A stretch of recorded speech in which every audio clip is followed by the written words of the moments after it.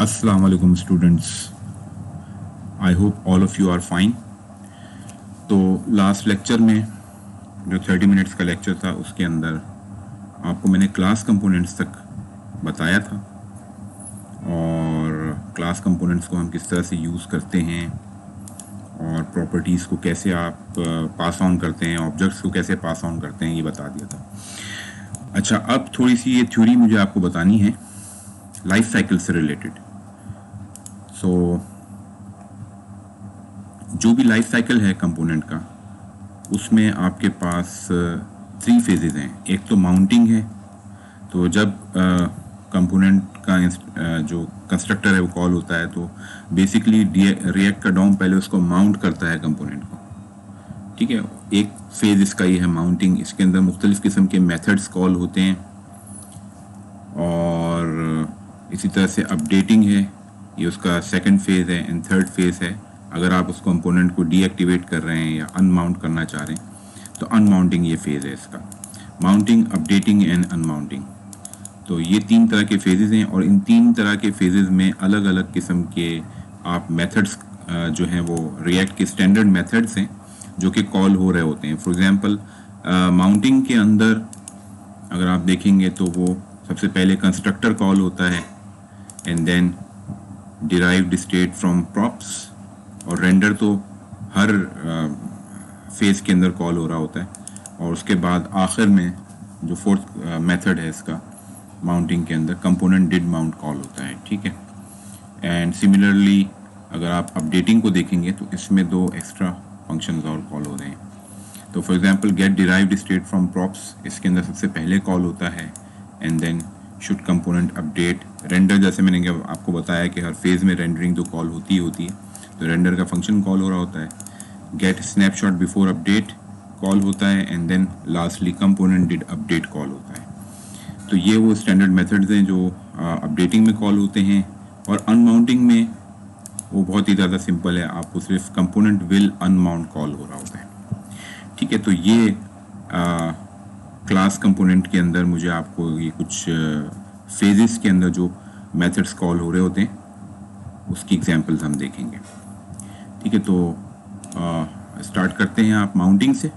Mounting की पहली example जो थी वो आपके पास थी कंस्ट्रक्टर की। तो हमेशा कंस्ट्रक्टर कॉल होता है माउंटिंग के वक्त, ठीक है। तो ये बेसिकली कंस्ट्रक्टर की एग्जांपल है। तो आप क्या करेंगे, सॉरी,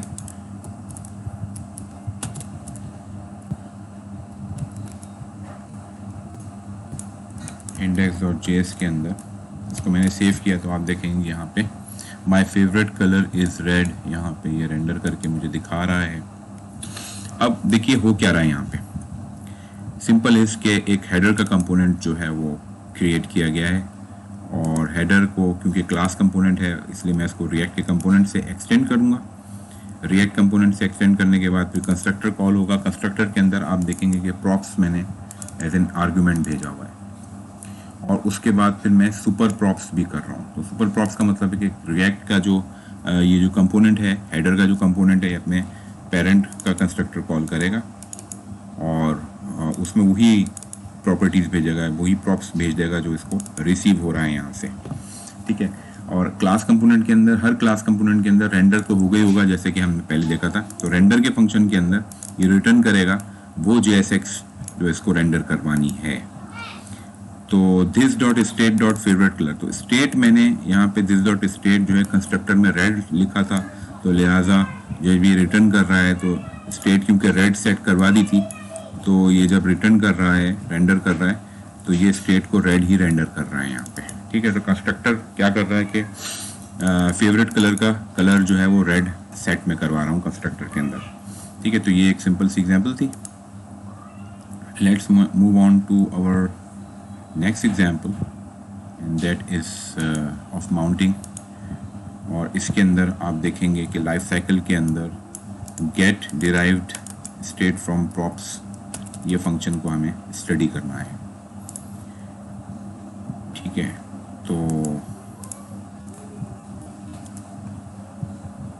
अब यहाँ देखिए कि हो क्या रहा है। तो पहले समझ लेंगे get derived state from props करता क्या है।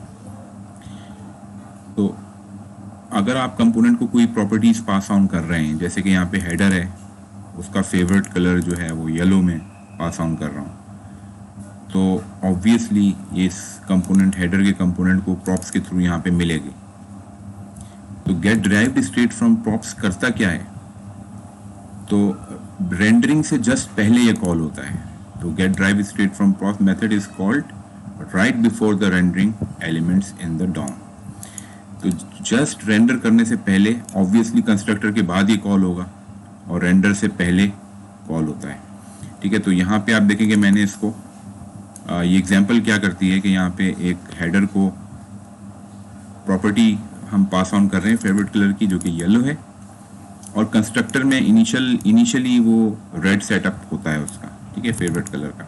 लेकिन जैसे ही हमने ये प्रॉपर्टी इसको पास ऑन की है, तो इसका मतलब है कि इसकी स्टेट चेंज हुई होगी कंपोनेंट की। तो ये फंक्शन कॉल होगा जैसे ही स्टेट चेंज होती है, get derived state from props.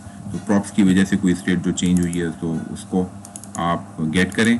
तो यहाँ पे हमने क्या किया है, फेवरेट कलर को यहाँ पे props dot fav colour save करवा दिया, और फेव कलर जो है हमारे पास एक्चुअली ये वेरिएबल में येलो जा रहा है। ठीक है, तो ये क्या करेगा कि फेवरेट कलर को येलो रिटर्न कर देता है। तो जब मैं इसको रन करूँगा एग्जाम्पल को, सॉरी सेव करते हैं हम इसको, तो आप देखेंगे येलो इसने रेंडर कर दिया।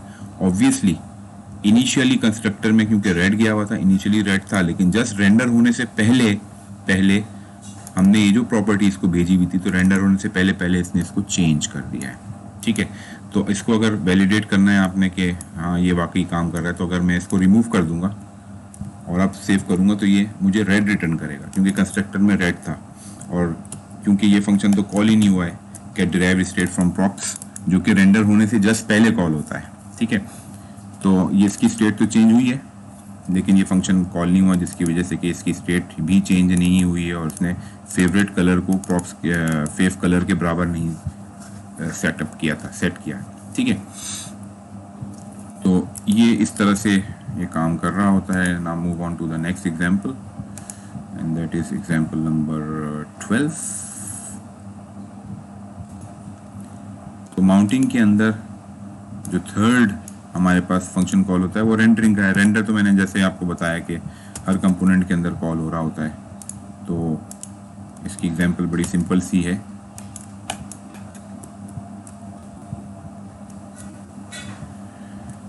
तो यहाँ पे क्या किया हुआ है कि यहाँ पे जब मैंने इसको सेव किया, तो आप देखेंगे कि यहाँ पे my favourite colour is red. No sorry I am sorry, मैंने गलत कर दिया है, मैंने गलत फाइल में इसको सेव कर दिया था। ठीक है,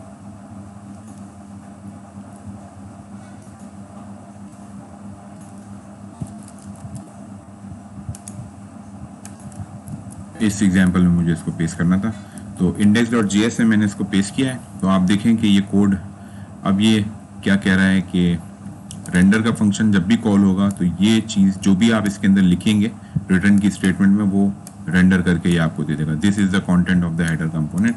तो ये जो हेडर के अंदर रेंडर का फंक्शन है, हेडर के क्लास कंपोनेंट में, इसको कि मैंने रिएक्ट कंपोनेंट से एक्सटेंड किया हुआ है, इसके अंदर रेंडर में जो रिटर्न है वो मैंने इस तरह से रिटर्न करवाया हुआ है। ठीक है, अब क्योंकि ये एक ही लाइन है, तो मैं इसके अंदर से ये रिटर्न से ये ब्रैकेट्स हटा सकता हूँ। ठीक है, और ये सिंपली एक ही लाइन पे आ सकता है। ठीक है, तो ये आप देखेंगे ये चल रहा है, लेकिन अगर मल्टीपल लाइन होंगी तो मुझे ब्रैकेट्स लगाने पड़ेंगे एनी हाउ। तो रेंडर का भी आपने देख लिया। एंड लास्टली माउंटिंग के अंदर जो लास्ट आपकी एग्जांपल है वो है कंपोनेंट डिड माउंट वाला फंक्शन जो आप कॉल करते हैं। ठीक है, तो कंपोनेंट डिड माउंट को जब आप कॉल करवाएंगे, तो ये एक नई एग्जांपल है। इसके अंदर 5 सेकंड के बाद कलर येलो हो जाएगा। आप देखें ये येलो में चेंज हो गया। ठीक है, इसको दोबारा से रिफ्रेश कर लें आप, ताकि आपको पता चले। जैसे इनिशियली ये रेड है और कलर आहिस्ता आहिस्ता जो ये चेंज कर रहा है 5 सेकंड के बाद येलो कर देता है। अब हुआ क्या है, देखें ये कंपोनेंट डिड माउंट तो ये फंक्शन ऐसा है जो कंपोनेंट रेंडर होने के बाद कॉल होता है। तो ये क्या कर रहा है कि जब कंपोनेंट रेंडर हो जाएगा उसके बाद फिर ये 5 सेकंड के बाद रुकेगा, डिले देगा और फेवरेट कलर को येलो चेंज कर देगा। इनिशियली कंस्ट्रक्टर में मैंने इसको रेड करवाया था, तो जैसे कि इनिशियली वो रेड ही दिखाता है, और 5 सेकंड के बाद डिड कंपोनेंट माउंट जो है कॉल होगा। 5 सेकंड के बाद कॉल नहीं होगा, जैसे ही रेंडर होगा तो ये कॉल हो जाएगा, लेकिन ये 5 सेकंड के बाद डिले के बाद ये इसको येलो में चेंज कर देगा। तो आप देखें कि ये बिल्कुल सही चल रहा है हमारे पास, ठीक है। 5 सेकंड के बाद ये इसको येलो कर देता है, ठीक है। तो इस तरीके से ये कंपोनेंट डिड माउंट वाला फंक्शन आप टेस्ट कर सकते हैं कि ये काम कर रहा है। Now moving on to mounting के तो हमने सारे मेथड्स देख लिए जो भी कॉल हो रहे थे हमारे पास, ठीक है। तो अब हम मूव ऑन करते हैं अपडेटिंग में। अपडेटिंग में एक दफ़ा रिव्यू कर लेते हैं। अपडेटिंग में पहले get derived state from props है, फिर शुड कंपोनेंट अपडेट कॉल होगा, फिर रेंडर कॉल होता है। रेंडर तो हर स्टेट में कॉल होता है, तो इसमें भी कॉल हो रहा है get snapshot before update and component did update. तो ये वो फंक्शंस हैं जो इसके अंदर कॉल हो रहे हैं अपडेटिंग के अंदर। तो लेट्स मूव ऑन कि हम अपडेटिंग के अंदर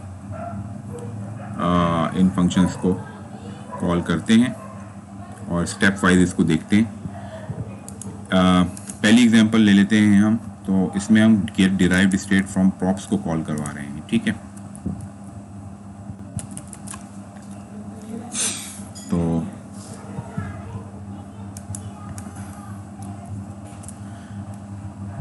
तो get derived state from props करता क्या है, ठीक है। प्रॉपर्टी के थ्रू जब भी मैं इसको, आप ये देखें कि हेडर का एक कंपोनेंट है, इसको मैं रेंडर के लिए यहाँ पे भेजता हूँ, और हेडर का जो कंपोनेंट है उसके कंस्ट्रक्टर में मैंने रेड कॉल किया हुआ है, ठीक है। तो मैं जब इसको सेव करूँगा आप देखेंगे यहाँ पे इनिशियली यहाँ पे black, my favourite colour is black, ये दिखा रहा है मुझे, ठीक है। तो ये क्यों दिखा रहा है, क्योंकि ये कंपोनेंट जब रेंडर करता है इनिशियली कंस्ट्रक्टर के बाद, तो मैंने इसको फेवरेट कलर को मैंने रेड दिया हुआ है, लेकिन रेड नहीं दिखा रहा है मुझे, ये फेवरेट कलर इज मुझे ब्लैक दिखा रहा है। अच्छा, ब्लैक इसलिए दिखा रहा है क्योंकि डिराइव्ड स्टेट फ्रॉम प्रॉप्स जब ये कॉल हो जाता है तो ये इसको ब्लैक में चेंज कर देता है, ठीक है। तो अगर आप इस ऊपर वाले कोड को कमेंट करेंगे तो आपको पता चल जाएगा कि इनिशियली जब आप ये फंक्शन कॉल नहीं करते तो ये रेड ही था। फॉर एग्जांपल जब मैंने इसको कमेंट कर दिया, इसको डिलीट कर दिया, तो ये रेड है, और जब मैं इसको चेंज कलर दबाता हूँ तो ये अब जैसे ही मैं चेंज कलर क्लिक करूँगा तो ये ऑन चेंज पे चेंज कलर का फंक्शन कॉल करेगा। यहाँ पे मैंने यहाँ पे ये एरो फंक्शन बनाया हुआ है, और ये एरो फंक्शन करता क्या है कि वो फेव कलर को, मुझे फेवरेट कलर को ब्लू कलर में चेंज कर देगा, ठीक है। तो जब मैं इसको क्लिक करता हूँ तो ये मुझे ब्लू में कर देता है, चेंज करवा देता है, राइट।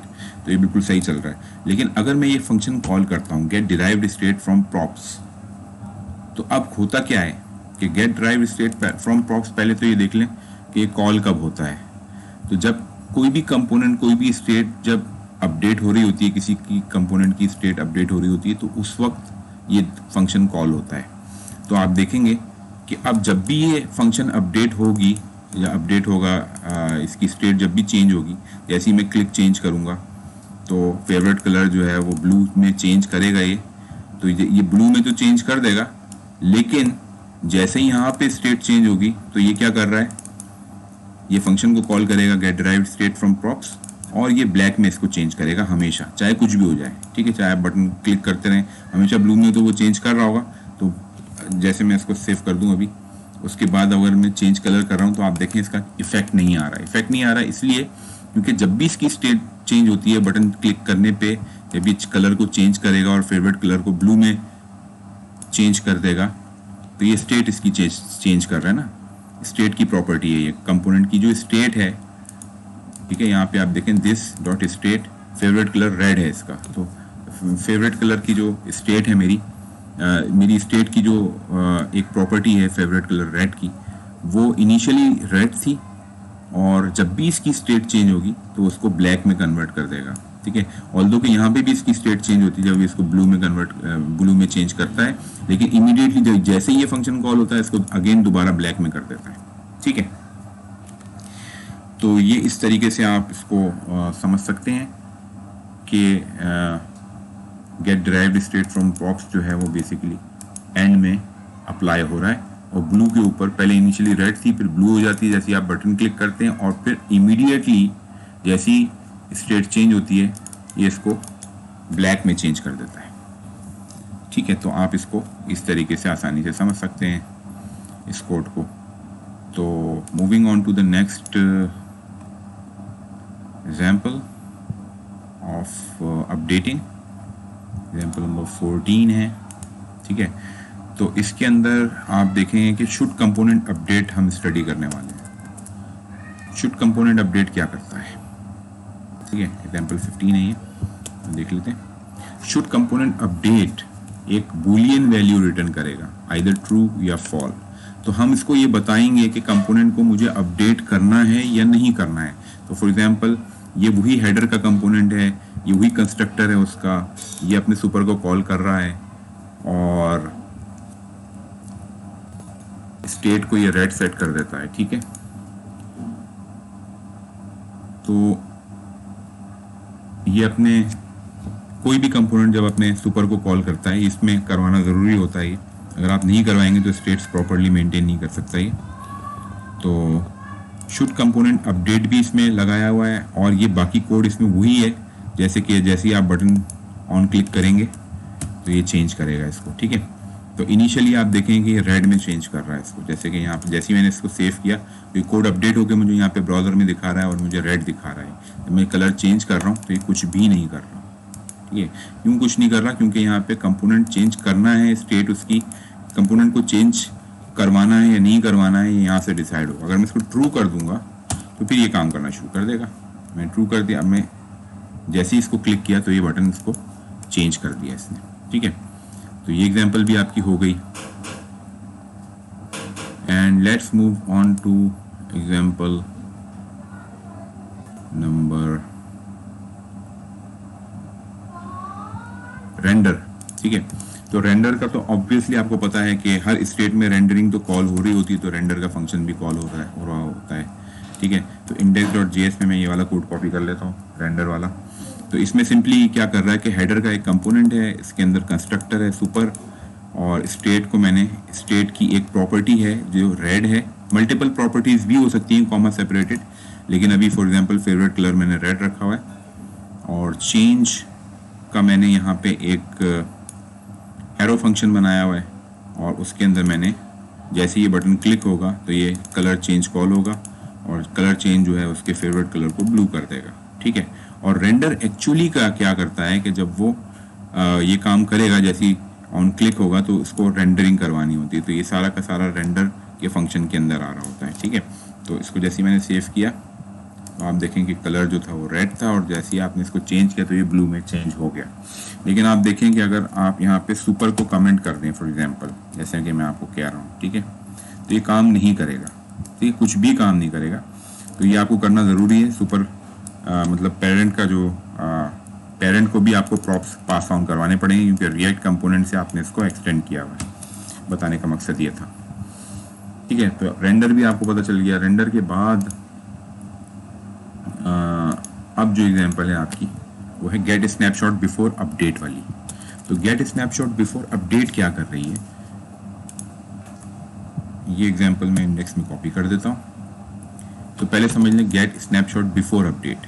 तो अपडेट होने से जस्ट जब रिएक्ट रेंडर करने वाला होता है ना कंपोनेंट को, तो ये जस्ट उससे पहले इसको कॉल करता है गेट स्नैपशॉट बिफोर अपडेट को। लेकिन गेट स्नैपशॉट बिफोर अपडेट अकेला कॉल नहीं होगा, उसके साथ आपको ये मेथड भी कॉल करना पड़ेगा, कंपोनेंटेड अपडेट।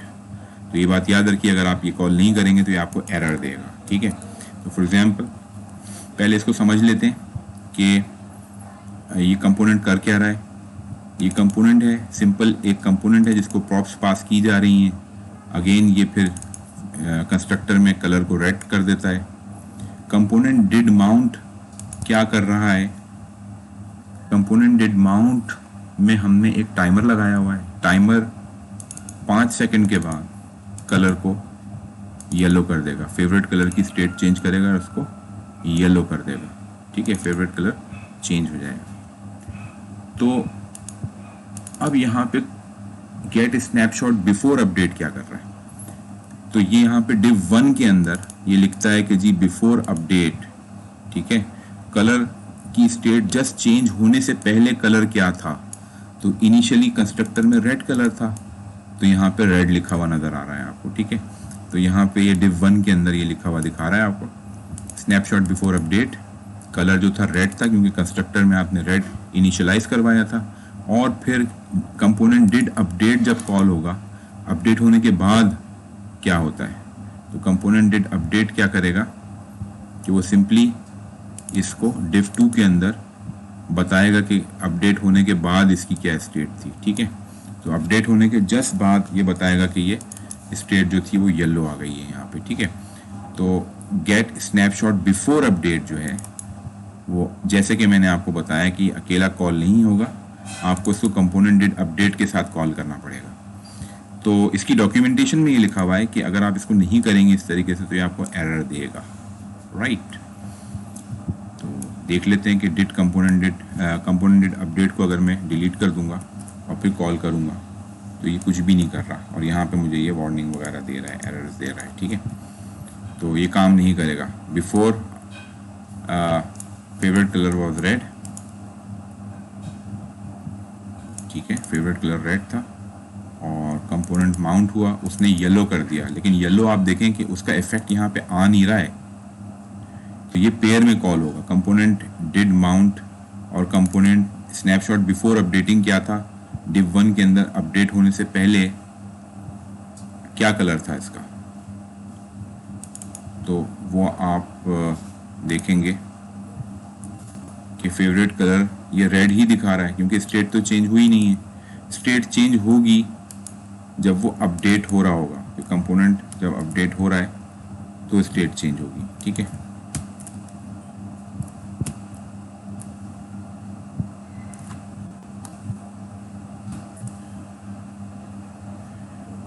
तो यहाँ पे ये स्टेट चेंज हुई है इसकी, तो पहले स्टेट चेंज होने से पहले ये रेड था और फिर ये येलो हो गया, ठीक है। अच्छा, लास्टली अपडेटिंग के अंदर जो लास्ट एग्जांपल है आपकी, वो है आपकी कंपोनेंट डिड अपडेट, जो कि हम ऑलरेडी स्टडी कर चुके हैं अपनी करंट एग्जांपल में, ठीक है। तो लेकिन हम फिर भी इसको एक अलग एग्जांपल के तौर पे लेके इसको स्टडी करेंगे, ठीक है। तो ये कंपोनेंट डिड अपडेट जो है वो जब कंपोनेंट अपडेट हो चुका होता है उस वक्त ये कॉल होता है। तो कंपोनेंट अपडेट होने के जस्ट बाद ये कॉल हो रहा है, जैसे कि आपने लास्ट एग्जांपल में देखा था। तो यहाँ पे वो हमने सिर्फ माउंट वाली एग्जांपल ली हुई है, माउंट को कॉल किया और डिड कंपोनेंट अपडेट को कॉल किया। तो जब ये माउंट हो रहा होगा तो मैंने इसका कलर येलो करवा दिया। इनिशियली कंस्ट्रक्टर में इसका कलर रेड था, जब ये माउंट होने जा रहा था कंपोनेंट तो मैंने इसको येलो कर दिया 5 सेकंड के बाद, ठीक है। और यहाँ पे मुझे ये दिखा रहा है कि div के अंदर अपडेटेड वैल्यू क्या है उसकी, तो अपडेटेड वैल्यू ऑब्वियसली येलो है तो येलो आ जाएगी, ठीक है। तो इसको रिफ्रेश करते हैं तो आप देखें कंपोनेंट कलर इज़ रेड, और 5 सेकंड के बाद इसको ये अभी चेंज कर देगा। ये देखें चेंज कर दिया इसने, येलो कर दिया है, ठीक है। और अपडेटेड जो वैल्यू है वो येलो दिखा रहा है। ये माई डिफ के अंदर ये इनर HTML में इसको पॉपुलेट करके दिखा रहा है, ठीक है। तो ये तो हो गए आपके सारे माउंटिंग के। अब लास्टली थर्ड स्टेट इसकी रह गई है। पहले हमने माउंटिंग देखा, फिर हमने अपडेटिंग देखा है। तो ये सारे के सारे हमने अपडेटिंग के जो मेथड्स थे वो पढ़ लिए हैं, और अब रह जाता है हमारा अनमाउंटिंग वाला। अनमाउंटिंग बहुत ही सिंपलिस्टिक है, उसके अंदर सिर्फ एक ही मेथड कॉल होता है रिएक्ट के अंदर, जो कि कंपोनेंट विल अनमाउंट है, ठीक है। तो इसको भी देख लेते हैं इस एग्जांपल को। तो इस एग्जांपल में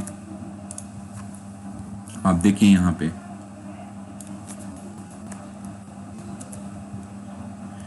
कि अनमाउंटिंग में ये एक टेबल बना के किया हुआ। ये बड़ी इंटरेस्टिंग एग्जांपल है, इसको मैं थोड़ा सा यहाँ पे कर दूँ ताकि कोड मुझे पूरा दिखा सकूँ आपको।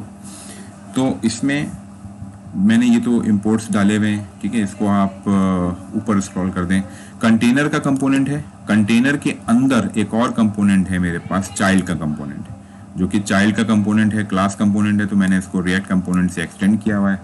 सिमिलरली मेरे पास एक और कंटेनर का कंपोनेंट है जिसके अंदर से मैं चाइल्ड कंपोनेंट को कॉल करता हूँ, तो मैंने इसको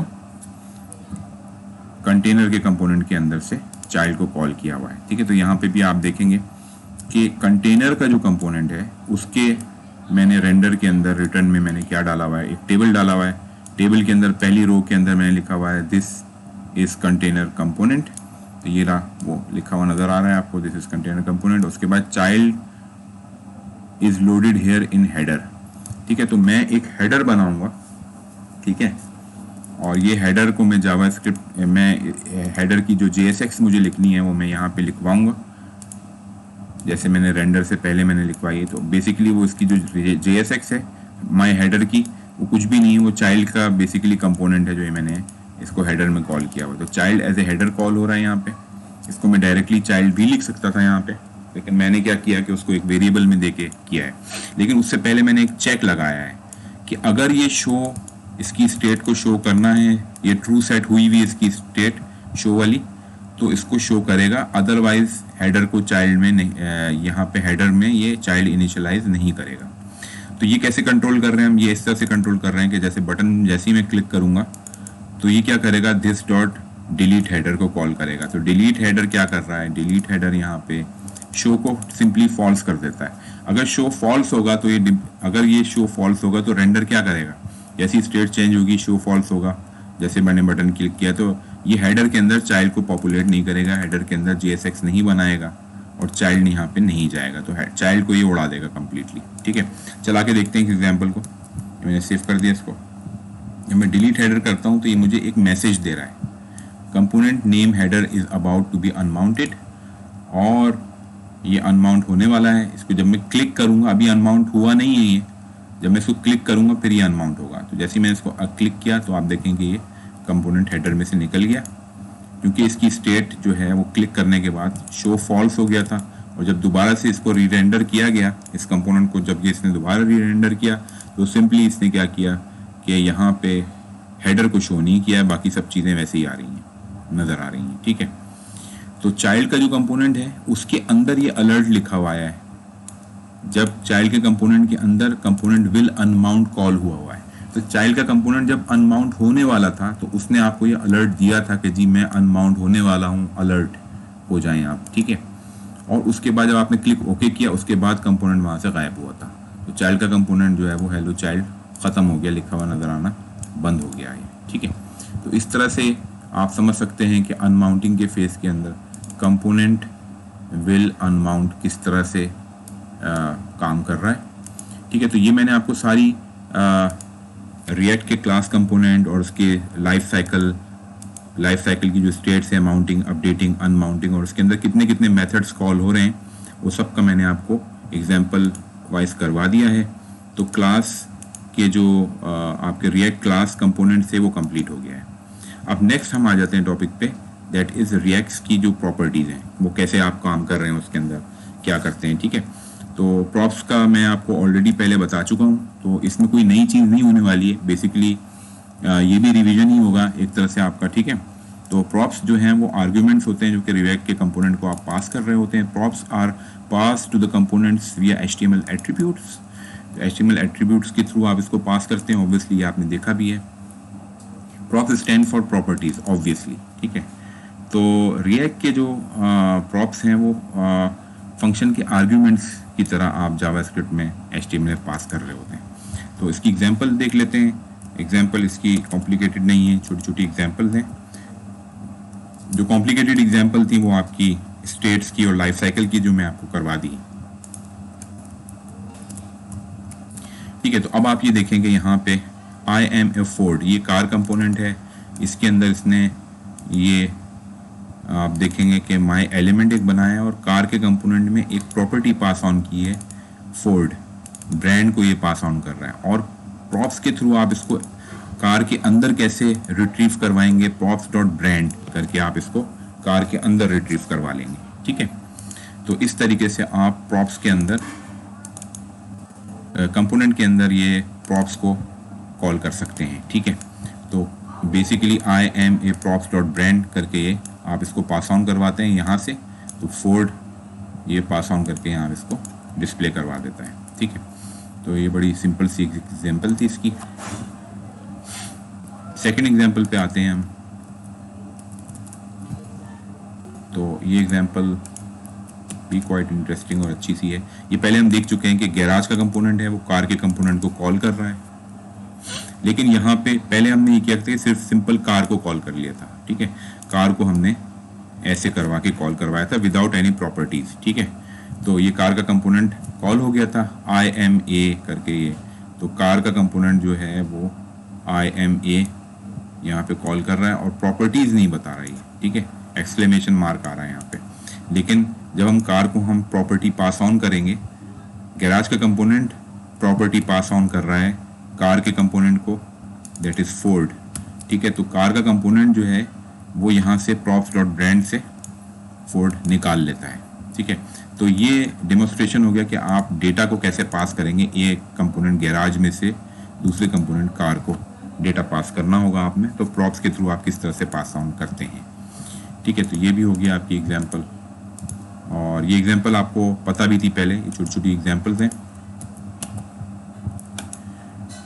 अच्छा जी, डेटा को पास ऑन करना है, लेकिन आप अब इस एग्जाम्पल में जो मैं आपको बताने वाला, ठीक है, उसके अंदर एग्जैक्टली आपने स्ट्रिंग पास ऑन नहीं किए बल्कि वेरिएबल पास ऑन कर दिया। तो फॉर एग्जांपल मैंने यहाँ पे कॉन्स्ट कार नेम बनाया फोर्ड, और मैंने कार के कंपोनेंट को brand equal to car name pass कर दिया। अब जब मैं डायरेक्टली कार नेम पास कर रहा हूँ तो मैं इसको कर्ली ब्रेसेस के अंदर पास ऑन करूँगा। मैं इसको यहाँ पे अब वेरिएबल जब मुझे पास करना है तो डायरेक्टली मैं वेरिएबल का नाम कर्ली ब्रेसेस में लिख दूंगा, तो वो जावास्क्रिप्ट का कोड JSX में जैसे कॉल होता है ऐसे कॉल हो जाएगा, ठीक है। तो यही तो आसानी है JSX की। तो जावास्क्रिप्ट XML की या JSX की आसानी है कि आप इसको डायरेक्टली कर्ली ब्रेसेस के अंदर पास ऑन करवा सकते हैं। तो और ये उसी तरीके से यहाँ पे रिट्रीव हो रहा है प्रॉप्स के थ्रू, प्रॉप्स डॉट ब्रांड करके आपने इसको रिट्रीव करवा लिया, ठीक हो गया। अच्छा, तो लास्ट जो इसकी एग्जांपल है वो भी देख लेते हैं, ठीक है। तो आप दो डिफरेंट कंपोनेंट्स के अंदर ऑब्जेक्ट्स अगर आपको पास करने हैं, ठीक है, तो ये बड़ी नाइस और अच्छी एग्जांपल है। अगर आपको दो डिफरेंट कंपोनेंट्स में ऑब्जेक्ट्स पास करने हैं तो आप किस तरीके से पास ऑन करेंगे। तो अब आप ये देखिए, सॉरी,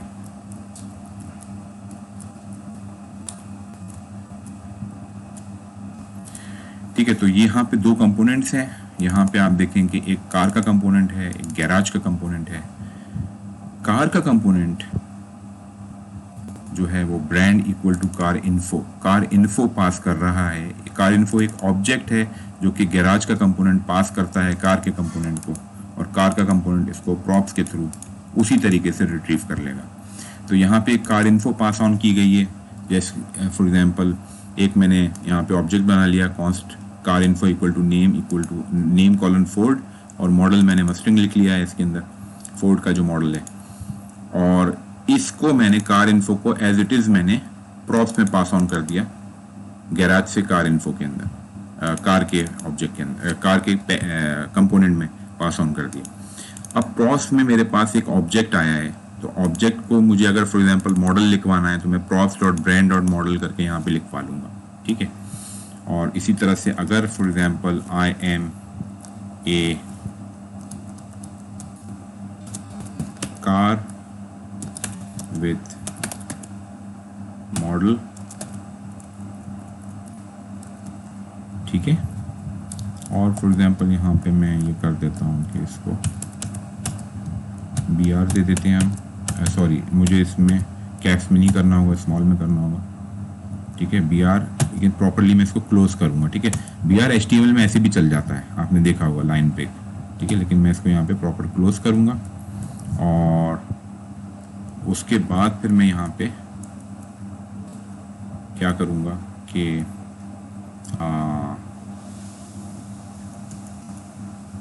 फॉर एग्जांपल मैं यहाँ पे लिखना चाह रहा हूँ कि I am a car with model और यहाँ पे मेरे पास मस्टंग आ जाएगा। I am a car,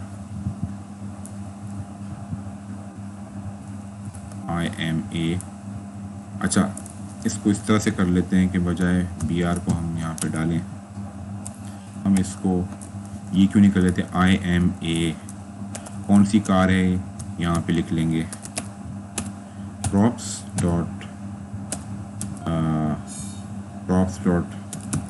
car info dot for example name मैंने कह दिया इसको, ठीक है, car info dot name, I am a dash car with model, ठीक है, तो I am a Ford car with model Mustang, ये लिखा हुआ नज़र आ जाएगा। तो नज़र नहीं आया तो ऑब्वियसली मैंने कुछ गड़बड़ की है। क्या किया है मैंने कि I am a props dot car info, sorry props dot यहाँ पे डायरेक्टली मुझे क्या लिखना पड़ेगा, मॉडल है तो यहाँ पे मुझे ब्रांड डॉट मॉडल लिखना पड़ेगा, राइट, क्योंकि मैं यहाँ पे ब्रांड के तौर पे इसको भिजवा रहा हूँ, या मैं यहाँ पे असल में ब्रांड से थोड़ा सा कंफ्यूजन हो रहा है, मैं इसको कार ABC कह देता हूँ इसको, कि मैं एज एन ABC इसको पहुँचा रहा हूँ यहाँ पे, तो यहाँ पे मुझे ABC से ही ये मिलेगा और यहाँ पे मुझे ABC डॉट नेम, ठीक है, तो ऑब्जेक्ट का नाम है, या मैं इसको ये कह दूँ कि ऑब्जेक्ट 1 कह देता हूँ, ठीक है, तो मैं इसको ऑब्जेक्ट 1 से पहुँचा रहा हूँ अंदर, यहाँ पे मुझे प्रॉप्स डॉट ऑब्जेक्ट 1 मिलेगा और यहाँ पे भी मुझे props dot object 1 dot name, prop dot object 1 dot model. अब ये सही हो गया, इसको सेव करूँगा, अब ये चलना शुरू हो जाएगा, ठीक है, I am a Ford car with model Mustang, ठीक है, तो ये इंपॉर्टेंट चीज़ थी, मैं अपने सोर्स कोड में भी इसको अपडेट कर दूँ ताकि ये एग्जाम्पल मेरे पास राइट फ्रॉम द बिगिनिंग सही हो जाए, ठीक है, तो ये आ गया। अच्छा, लेकिन यहाँ पे भी मुझे ऑब्जेक्ट 1 के तौर पे इसको पास ऑन करवाना है, तो ये आ गया मेरे पास ब्रांड की जगह मैं इसको ऑब्जेक्ट 1 करके पास ऑन करवाना, राइट, ठीक है, तो ये इस तरीके से आपको मैंने प्रॉप्स के अंदर किस तरह से काम हो रहा है ये भी मैंने आपको बता दिया।